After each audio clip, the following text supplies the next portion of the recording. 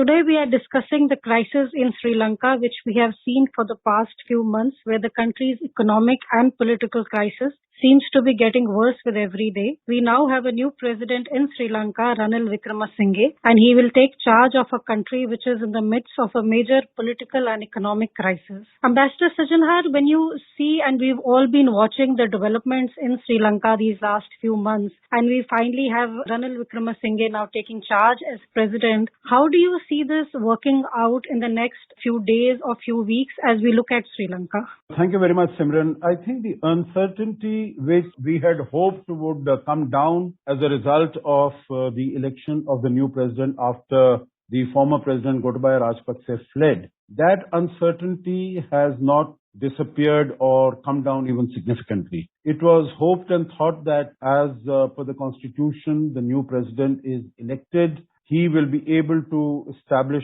control, he will be able to take charge. But then we see that there are protests against Ranil Wickremesinghe on the streets of Colombo, on the streets of some of the other cities in Sri Lanka. And as had happened in the case of both Mahinda Rajapaksa, the Prime Minister, who left on the 9th of May, and Gotabaya Rajapaksa, the President, who tendered his resignation by email on the 14th of this month. There are protests and demonstrations with the chants of "Go home, Ranil, go Ranil, go." So it continues to be an uncertain situation. Ranil Wickremesinghe, when he took over as the acting president, he had imposed emergency in the country because he doesn't want that there should be breakdown of law and order. So going forward, we'll have to wait and see how well the law enforcement authorities are able to establish control, are able to ensure that there is a semblance of peace and quiet and tranquility and stability, so that the major task of economic recovery and economic revival can take place.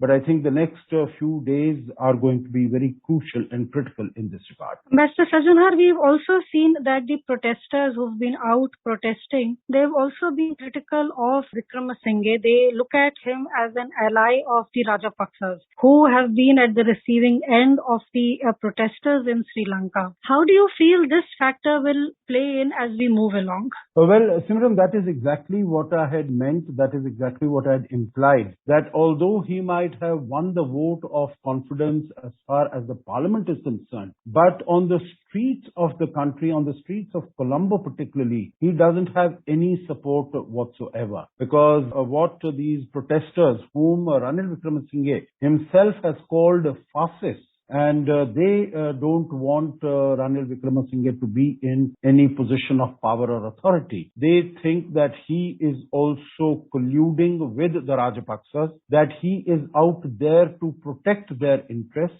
And the fact that he was put in place on the 13th of May after Mahinda Rajapaksa left as Prime Minister, that this is proof that he has been brought in there to protect and save the interests of the Rajapaksa clan. But I think here it also needs to be remembered that first Gotabaya Rajapaksa had offered the position of the Prime Minister to Sajith Premadasa, to the leader of the opposition. But when he refused to take it, when he refused to accept it, then only it was offered to Ranil Wickremesinghe. And this time also the ruling party, that is Gotabaya Rajapaksa's the party, SLPP, they have also stated, because they have a majority in the parliament, they have also stated that they have gone in to support Ranil Wickremesinghe because he is a highly experienced administrator, and in politics, in foreign policy, in diplomacy,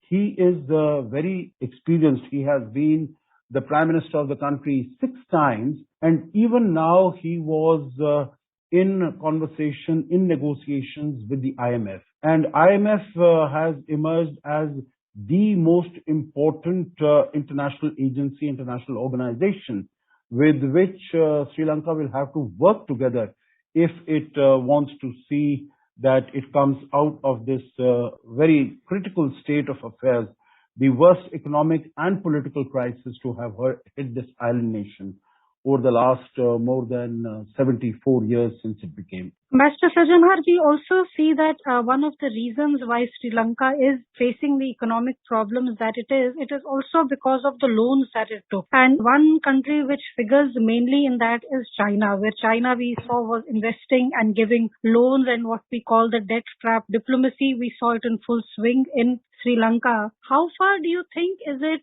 fair to blame China also for the economic crisis in Sri Lanka today?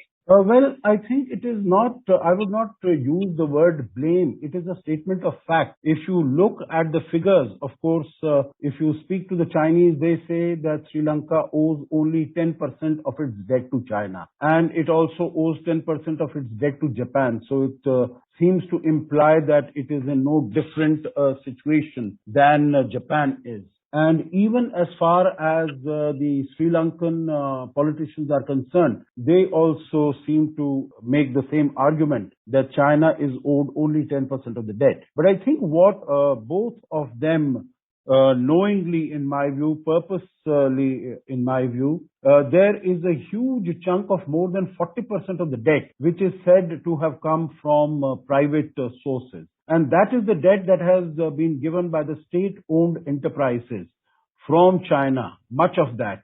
And as you mentioned, this debt trap that it has fallen under. And it is not only China, it's not only Sri Lanka which has fallen under this debt trap, but there are a number of other countries which have been provided this loans by under the Belt and Road Initiative of China.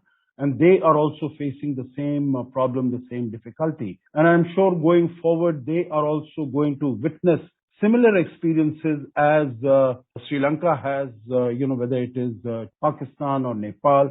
In fact, one of the international agencies had brought out a report on how the BRI projects of that are funded by China around the world are working. And there are several countries in which the projects that have been undertaken are not economically viable, they are not sustainable. These countries are not getting any benefits in terms of creating jobs or importing technology. So I think this is definitely a very important reason for Sri Lanka to have unfortunately gone down this track.